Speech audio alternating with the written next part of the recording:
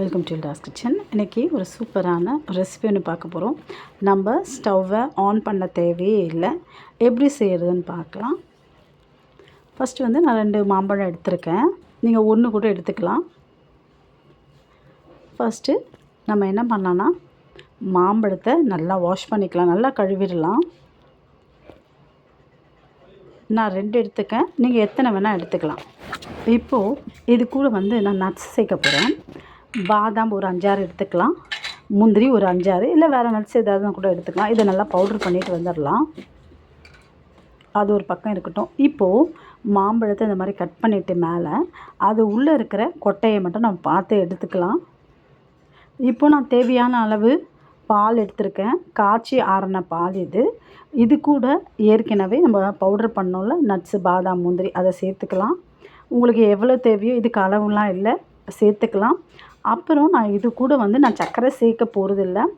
நான் வந்து தேன் தான் சேர்க்குறேன், ஹனி தான் சேர்க்குறேன். உங்களுக்கு விருப்பம் இருந்தால் நீங்கள் வந்து சர்க்கரை சேர்த்துக்கலாம். இல்லை சின்ன பிள்ளைங்க வந்து சர்க்கரை தான் விரும்ப சேர்த்துக்கலாம். நீங்கள் சர்க்கரை சேர்க்காம ஹனி சேர்த்து பாருங்கள். இனிப்பும் அவ்வளோ நல்லாயிருக்கும், உடம்புக்கும் நல்லது. இப்போ இதெல்லாம் மிக்ஸ் பண்ணிட்ட பிறகு ஏற்கனவே நம்ம கொட்டை எடுத்துருக்கிற இந்த மாம்பழத்தில் இது சேர்த்துடலாம். பாலை ஊற்றி வச்சிடலாம். மேலே ஒரு அழகுக்காக நட்ஸ் சேர்த்துருக்கேன். பாதாம், பிஸ்தா எது இருக்கோ அதை நான் பொடிசாக கட் பண்ணி நம்ம சேர்த்துக்கலாம். பாருங்கள், பெரிய மாம்பழம் ஒன்று, சின்னது ஒன்று எடுத்திருக்கேன். அப்படி இருந்தும் மிச்சம் பால் கொஞ்சம் மிச்சம் இருந்தது. பாருங்கள், நட்ஸ் சேர்த்துக்கலாம்.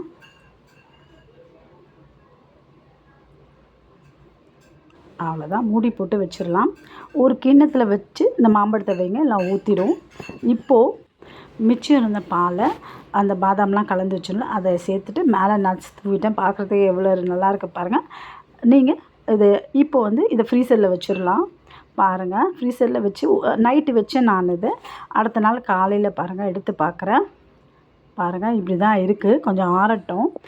ஆறின பிறகு நம்ம வந்து என்ன பண்ணணும்னா, இந்த மாம்பழம் தோலை அப்படியே நம்ம பீலர் கொண்டு எடுத்துடலாம். இல்லை கத்தி இருந்தால் கத்தியால் நம்ம அதை ரிமூவ் பண்ணிடலாம். பாருங்கள், ரொம்ப ஃப்ரீஸ் ஆகிருக்கு மாம்பழம், எடுக்க முடியல. கொஞ்சம் ஆறின பிறகு பாருங்கள், இதை எடுத்துடலாம். இந்த தோலை எடுத்துடலாம். நீங்கள் கத்தி இருந்தால் கத்தி கொண்டு கூட இதை எடுத்துடலாம்.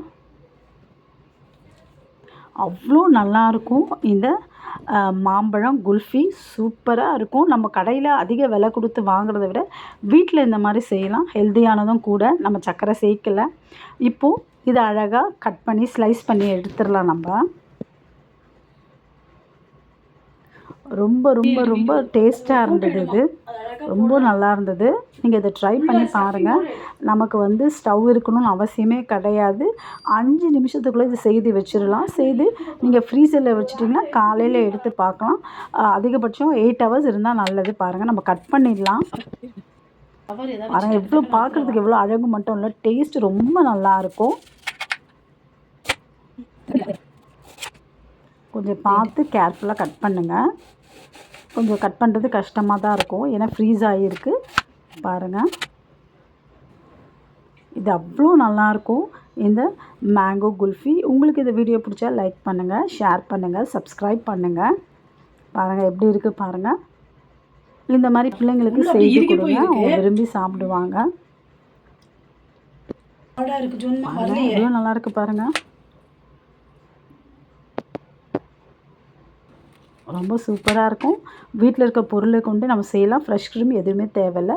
நீங்களும் ட்ரை பண்ணி பாருங்கள். தேங்க்யூ.